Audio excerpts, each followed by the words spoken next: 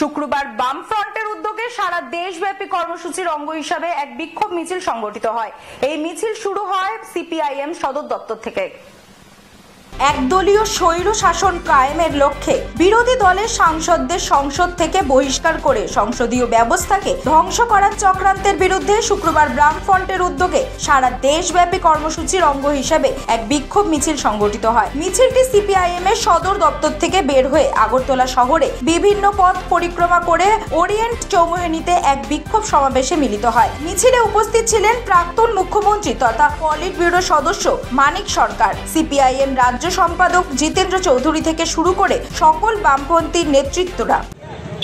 সারা দেশের সাথে এই রাজ্যের সমস্ত অংশের মানুষ নিশ্চয়ই এটা অবগত আছেন।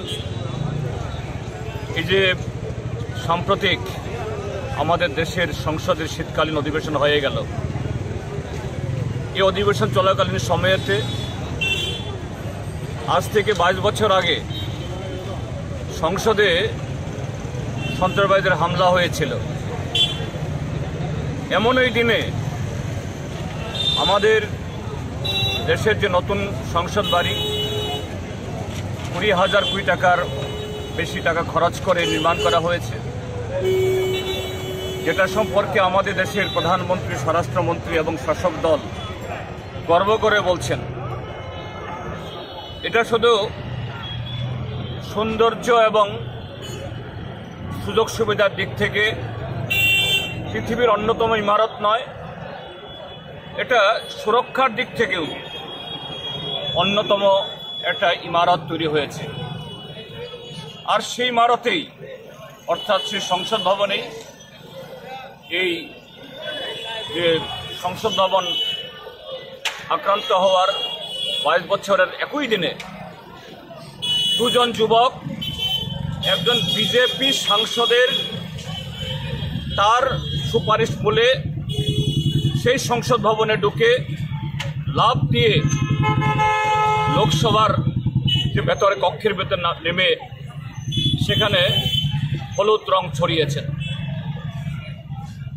এই যে ঘটনা, এটা আগামী দিন যে ভারতীয় সংসদের বা সাংসদদের প্রধানমন্ত্রী থেকে শুরু করে সকল অংশে নিরাপত্তার জন্য যে একটা বিরাট ত্রুটি এটা প্রমাণ করল। এটা নিয়ে যাতে প্রধানমন্ত্রী এবং স্বরাষ্ট্রমন্ত্রী বা যে কেউ তারা সংসদের উভয় কক্ষে বিবৃতি দেন, এটা নিয়ে বিরোধীরা দাবি উত্থাপন করছিলেন। আর সেই ঠুনকো অপরাধে, এই দাবি উঠানোর অপরাধে অজুহাতে 146 জন সাংসদকে সেখানে গোটা অধিবেশনের জন্য বহিষ্কার করে দেওয়া হয়েছে। এই ঘটনা নজিরবিহীন, ভারতীয় সংসদের জন্য, ভারতীয় গণতন্ত্রের জন্য একটা কলঙ্কজনক অধ্যায়। কিন্তু কেন শাসক দল এটা করল? এটা করেছে কারণেই এই সরকারের মেয়াদ শেষ হচ্ছে।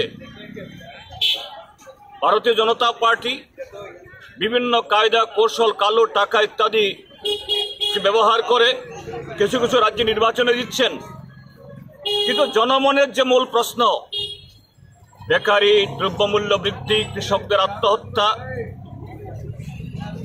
ধনী গরিবের মধ্যে বৈষম্য, এটা গত 10 বছরে আরো বেশি চওড়া হয়েছে।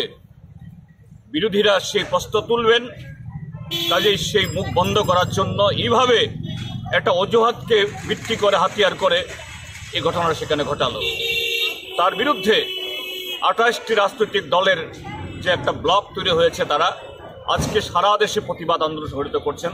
আমরা বামফ্রন্টের 4টি দল এবং সিপিআইএমএল 5টি রাজনৈতিক এই বামপন্থী দল আজকে এটা সংগঠিত করেছি। আমরা আহ্বান জানিয়েছিলাম এবং এই অন্য দলের তরফ থেকে আমাদের সাথে যোগাযোগ করা হয়েছিল, বিশেষ করে জাতীয় কংগ্রেস। তারা অনুরোধ করেছিলেন যে বিকালবেলা আজকে একসাথে এই কর্মসূচি করার জন্য, কিন্তু বিকালবেলা আমাদের পার্টি রাজ্য কমিটির সভা আরও 2 সপ্তাহ আগে থেকে ডাকা আছে। এই কারণে আমাদের এই প্রোগ্রামটা আমরা পিছুতে পারিনি। আর কংগ্রেসের তরফ থেকেও তাদের একজন সর্বভারতীয় নেতা আজকে বিকালবেলা আসছেন, কাজে তাকে বাদ দিয়ে তারা করতে চাইছেন না, তো তারাও করবেন।